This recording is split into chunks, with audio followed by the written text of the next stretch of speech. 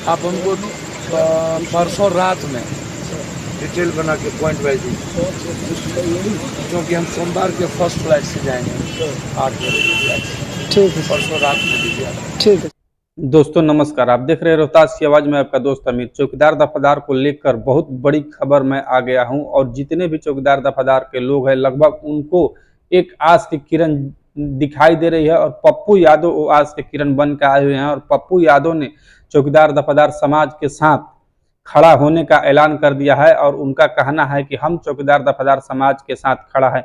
मैं आपको पहले बता दूं कि चौकीदार दफादार समाज के लोग लगभग साल 2 साल से सड़कों पर संघर्ष कर रहे हैं। सरकार उनकी बातों को नहीं सुन रही है और सरकार उनको अनदेखा कर रही है, लेकिन चौकीदार दफादार समाज के लोग बहुत पहले से सड़क पर संघर्ष कर रहे हैं। मैं एक बात आपको बता दूं कि जो लोग नहीं जानते होंगे, चौकीदार दफादार अंग्रेजों की जमाने से चली आ रही है और जितने भी चौकीदार दफादार पहले हुआ करते थे, फ्री में सेवा करते थे, वो अपने ग्राम में अपने गांव की रिपोर्ट ले जाकर थाना में पहुंचाते थे और रात भर जाकर दिन भर जाकर 24 घंटा उनकी ड्यूटी लगाई जाती थी और वो थाना में के गांव के जरिए थाना से जुड़े रहते थे और अपने गांव का हर एक रिपोर्ट ले जाकर थाना में दिया करते थे। और वहां से फिर अगर गांव में कुछ अनहोनी होता था या कोई चोरी डकैती पहले बहुत ज्यादा हुआ करती थी तो थाना को उन्हीं का बताना कार्य था और उन्हीं को अपने गांव को बचाना ये भी कार्य था। और रात भर जग जग के अपने गांव की रक्षा करते थे और अपने गांव को बचाते थे। लेकिन चौकीदार दफादार को जब पैसा मिलने लगा और जब चौकीदार दफादार लोगों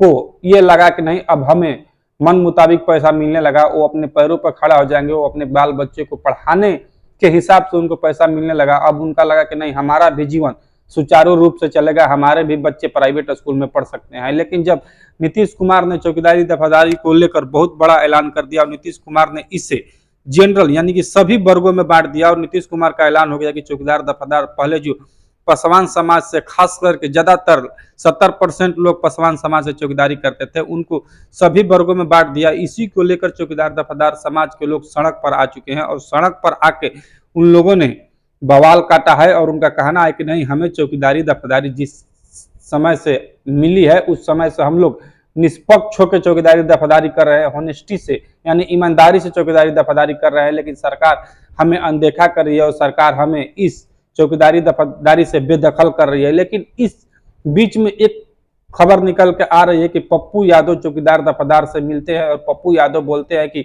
आप अपनी सारी लिस्ट बना के दीजिए, हम इसका आवाज चौकीदार दफादार का आवाज संसद में उठाएंगे। तो कहीं ना कहीं आपको पता होगा कि पप्पू यादव गरीबों के बिहार में मसीहा बोले जाते हैं, लोग उनको बहुत सारे नाम दिए हैं, रॉबिन हुड भी लोग बोले। बिहार में कहीं भी कभी भी घटना होती है तो वहां पर पप्पू यादव खड़ा होते हैं और सबसे पहले पप्पू यादव एक्शन में आते हैं और पप्पू यादव वहां पर एक्शन लेते हैं। वही चौकीदार दफादार अति पिछड़ा समाज के लोग इसमें नौकरी करते थे। जब उनके साथ अत्याचार हो रहा है, उनको सड़कों पर सरकार दर दर भटकने के लिए छोड़ दी है, तब पप्पू यादव को देखा नहीं गया। पप्पू यादव चौकीदार दफादार समाज से मिलते हैं, संत सिंह से मिलते हैं और उनसे आग्रह करते हैं कि आप अपनी लिस्ट बना के दीजिए और जो जो आपकी मांगे हैं सभी मांग आप लोग अपने एक पन्ने पर लिख के दीजिए। हम उस मांगों को संसद में उठाएंगे और संसद में इस आवाज को बुलंद करेंगे और जितने भी चौकीदार दफादार समाज के लोग सड़क पर संघर्ष कर रहे हैं उनका हम आवाज बन के संसद में गरजेंगे और संसद में इस आवाज को बुलंद करेंगे और चौकीदार दफादार समाज को इंसाफ दिलाने का काम करेंगे।